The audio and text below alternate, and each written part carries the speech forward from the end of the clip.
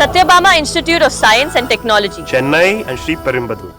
நெல்லுக்கு ஊக்கத்தொகை குறித்து தமிழக அரசுக்கு எழுதிய கடிதத்தை வெளியிட்டிருக்கிறார் மத்திய நிதியமைச்சர் நிர்மலா சீதாராமன். இது பற்றிய கூடுதல் விவரங்களை எமது செய்தியாளர் ரமேஷ் விவரிக்க கேட்போம். ரமேஷ், ஏற்கனவே செலவினத்துறை செயலாளர் தமிழக தலைமைச் செயலாளருக்கு எழுதிய கடிதத்தை குறிப்பிட்டு முதலமைச்சர் இந்த விவகாரத்தில் விமர்சித்திருந்தார். இந்த நிலையில தமிழக அரசுக்கு இது தொடர்பாக எழுதிய கடிதத்தை வெளியிட்டிருக்கிறார் மத்திய நிதியமைச்சர். இந்த கடிதத்தில் குறிப்பிடப்பட்டிருப்பது என்ன? அதாவது திமுகவை பொறுத்தவரை அவர்களுக்கு இந்தியாவினுடைய தேவைகள் ஒரு கவலை அல்ல. அவர்களை பொறுத்தவரை அரசியல் ஆதாயம் தேடுவதற்கான ஒரு வாய்ப்பு முதல்வர் ஸ்டாலினுக்கு விவசாயிகளின் நலன் மனதில் இல்லை என மத்திய நிதியமைச்சர் நிர்மலா சீதாராமன் அடுக்கடுக்கான குற்றச்சாட்டுகளை முன்வைத்திருக்கிறார். இதன் பின்னணி என்ன என்று பார்த்தோமேனால், கடந்த வாரம் தஞ்சையில் திமுக கூட்டணி வேட்பாளர்களை ஆதரித்து பிரச்சாரம் செய்த முதல்வர் ஸ்டாலின் நெல்லுக்கான ஊக்கத்தொகையை தமிழக அரசு வழங்கி வருகிறது, அந்த ஊக்கத்தொகையை நிறுத்துமாறு மாநில அரசுக்கு மத்திய அரசு கடிதம் ஒன்றை எழுதியிருக்கிறது. இதன் மூலம் மாநில அரசுக்கு மத்திய அரசு அழுத்தம் கொடுக்கிறது. இப்படியெல்லாம் கூட மத்திய அரசு ஒரு கடிதத்தை எழுத முடியுமா? இதற்கு பழனிசாமி என்ன செய்ய போகிறார்? அவருக்கு வெட்கமாக இல்லையா என்று அடுக்கடுக்கான விமர்சனத்தை முன்வைத்திருந்தார். இதற்கு பதிலளித்த மத்திய நிதியமைச்சகத்தின் கீழ் செயல்படக்கூடிய செலவினத்துறை இது தொடர்பாக மாநிலங்களுக்கு மத்திய அரசு எழுதிய கடிதம் ஒரு ஆலோசனையை தவிர அது கட்டாயம் அல்ல என்ற ஒரு விளக்கத்தையும் கொடுத்திருந்தது. அதற்கு பதிலளித்த முதல்வர் ஸ்டாலின் அவர்கள் மத்திய நிதியமைச்சர் மாநிலங்களுக்கு எழுதிய கடிதத்தை வெளியிட முடியுமா என்று ஒரு சவால் விடுத்திருந்தார்.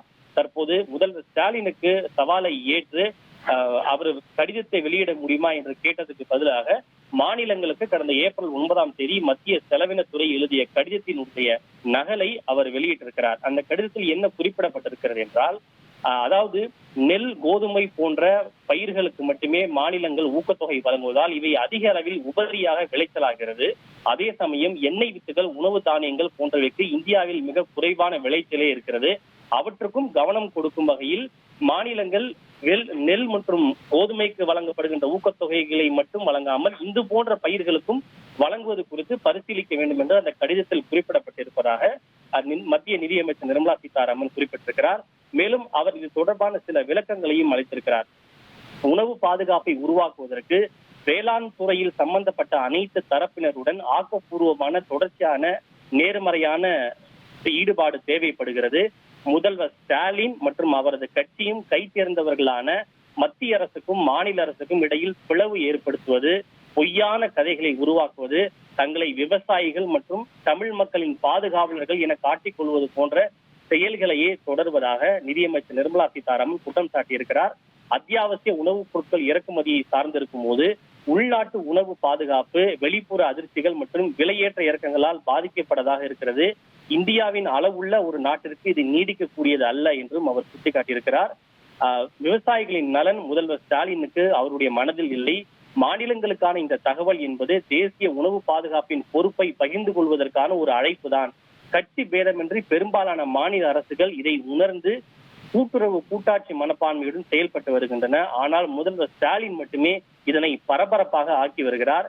அதிக நீர் தேவைப்படும் உபரி விளைச்சலுக்கு பதிலாக இந்தியாவிற்கு உண்மையில் தேவைப்படும் அத்தியாவசிய பயிர்களை மத்திய அரசும் மாநில அரசுகளும் இணைந்து பயிரிடும் போதுதான் உண்மையான உணவு இறையாண்மை சாத்தியமாகும் எனவும் குறிப்பிட்டிருக்கிறார். முதல்வர் ஸ்டாலின் அந்த கடிதத்தை பெற்றுக்கொண்டார். அவர் அதை தவறாக புரிந்து கொண்டிருக்கிறார். அந்த கடிதம் தன்னுடைய நிலைப்பாட்டிற்கு வலு சேர்க்கும் என்றால் அவரே அந்த கடிதத்தை வெளியிட்டிருப்பார். ஆனால் முதல்வர் ஸ்டாலினோ அந்த கடிதத்தை தான் வெளியிடாமல் எங்களை வெளியிடுமாறு வீராப்பு பேசியிருக்கிறார் எனவும் நிதியமைச்சர் நிர்மலா சீதாராமன் அடுக்கடுக்கான குற்றச்சாட்டுகளை முன்வைத்திருக்கிறார். அவர்களை பொறுத்தவரை இந்தியாவினுடைய முக்கிய தேவைகள் ஒரு கவலை அல்ல. திமுகவை பொறுத்தவரை அரசியல் ஆதாயம் செய்வதுதான் அவருடைய முக்கியமான கவலை என்றும் அவர் குற்றம் சாட்டியிருக்கிறார். விரிவான விவரங்களை வழங்கியமைக்கு நன்றி Ramesh. Satyabama Institute of Science and Technology, Chennai and Sriperumbudur.